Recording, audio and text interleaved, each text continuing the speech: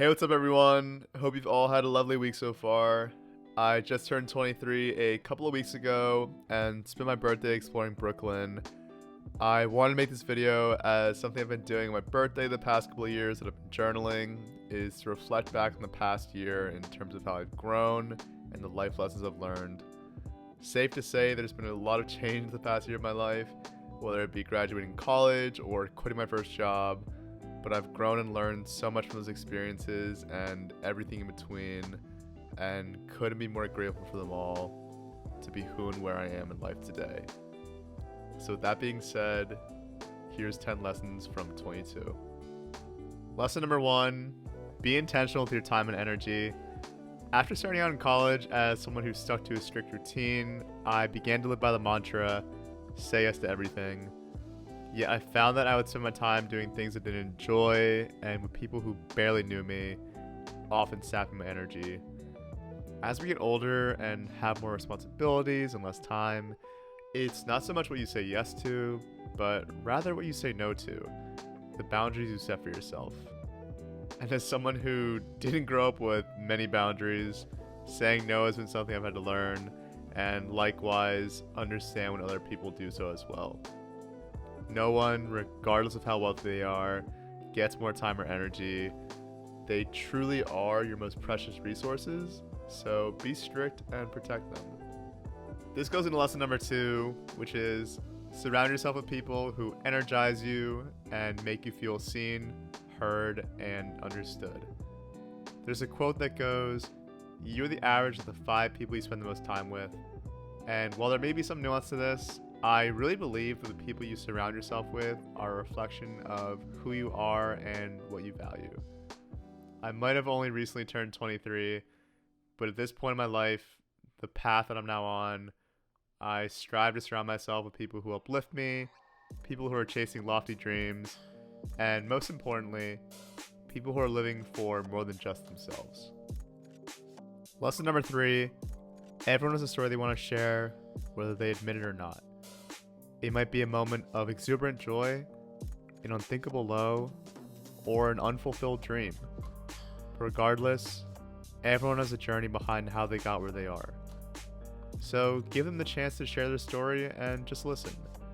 You never know what they might have gone through or are currently going through in life, and helping them feel seen, heard, and understood can make a world of a difference if you just take the time and listen. Lesson number 4, your list of values and priorities isn't going to be a 1A, 1B, 1C, but a 1, 2, 3. We all want to have our cake and eat it too, but oftentimes, life doesn't work that way. Decisions requiring sacrifices will routinely need to be made.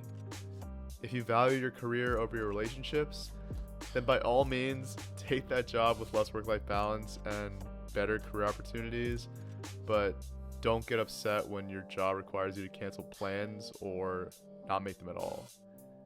If you're in college and value your passion over building a resume, then don't join irrelevant clubs and organizations. These are just a couple specific examples, but logic applies widely to every area of life. And while your values and priorities will undoubtedly change over time, particularly as you accumulate more life experiences or responsibilities, make sure you get clear on the exact order at this point in your life. Life and decision making become a lot simpler when you do. Based off lesson number 4, lesson 5 is, if you aren't living in alignment with your values and priorities, your authentic self, then evaluate why and what steps you need to take to get back on course. We all have way more power and choice than we give ourselves credit for, but fear holds us back. When we aren't living in alignment with our values, our priorities, our authentic self, life just feels off. I feel like that's the best way to put it. Within the first month of starting my job in investment banking, something just felt off, and I couldn't quite figure out why. But I convinced myself each day for 6 months to stay, just fearing the unknown. Towards the end of my stint, when I would get dressed for work, my clothes just didn't feel right, like they weren't my own. when I go into the office amidst the white LED lights and office chatter and phone rings, I literally felt like I was in a video game. The day I sent my resignation email, I felt instant relief, at peace, like a huge weight was off my shoulders. And all it took to take back control of my life was a little dose of courage and an email. Yet for the 6 months I worked, I felt totally powerless. Lesson number 6, define what enough is to you across the different areas of life. The way in which many of us have been raised, particularly in Western culture, has us default to believing that more is better. That if we're not striving for more, we're not successful or working hard enough. But when you think about it, oftentimes to get a higher salary, we give up more time or control of our time. When we want more, we have more to lose. You'll meet plenty of people who are always striving for more or searching for that next shiny thing without ever having a deep enough reason for doing so. And these people tend to be the most unhappy in life. There's this formula by Arthur Brooks that goes, satisfaction equals what you have over what you want. When you want what you already have and reduce your wants, you've won the game.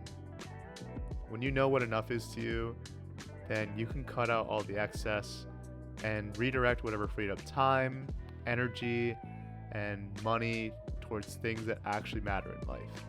Your health, relationships, passions, and so on.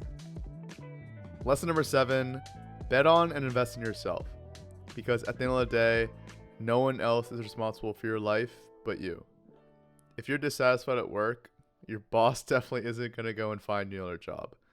If you're unhappy, no one is going to come into your life, flip a switch, and suddenly change all of that. So take full ownership and accountability for your life and your actions, and whatever results from your efforts will be uniquely yours and no one else's.